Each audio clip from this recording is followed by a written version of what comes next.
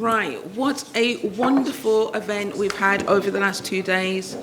Such thoughtful and inspiring words, and words that are not just touching on the present, but also on the past, and the past touches on our present and it forges our future. I just want to say thank you very much to a number of my Women in Blockchain Talks members who were here yesterday and today. Okay, so without further ado, good afternoon, everyone, and thank you for joining us here today.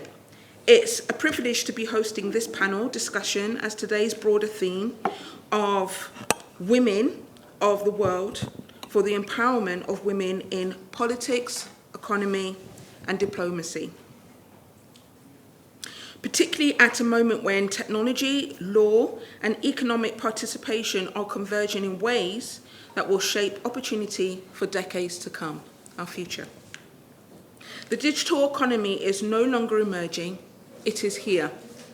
And the question we must now ask is not whether women will participate, but on what terms.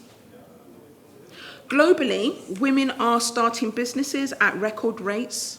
In many regions, women-led enterprises are among the fastest growing segments of the economy. Yet despite this momentum, women continue to face persistent structural barriers, which we've heard. A number of our eminent speakers have touched upon this, including reduced access to capital, networks, and protection. At the same time, we are witnessing the rapid expansion of Web3, blockchain, and digital assets as a new economic layer, one that is redefining ownership, value creation, and the future of work. Digital assets are moving from niche to mainstream. They are underpinning new business models, new forms of labor, and new routes to entrepreneurship. But as we all know, growth alone does not guarantee equity. But as we have heard over the past 2 days, women remain underrepresented across both traditional and emerging economies in funding, technical infrastructure, decision-making power, and risk mitigation frameworks. And this brings us to the central issue of this discussion. Earlier this month, the UK formally recognised digital assets as personal property in England and Wales. Raise your hand if you were aware of this. Okay, just a few hands. Okay.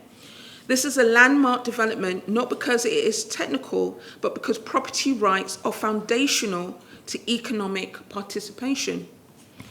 It is also a moment I'm personally proud of. My case, Osbourne versus Persons Unknown, helped establish early judicial recognition that digital assets, including NFTs, could be treated as property and protected by the courts, contributing to the legal momentum that led to this statutory clarity. As the founder of Women in Blockchain Talks, I've worked to ensure this progress extends beyond the courtroom, translating into education, awareness, and opportunity for those building in the digital economy. Because ownership determines who can build, who can protect what they create, who can scale, and who can recover when things go wrong. For women building businesses in the digital economy, legal recognition and protection are not nice to have, they are prerequisites.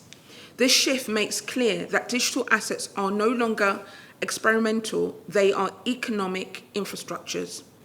So without further ado, let me introduce my esteemed panelists.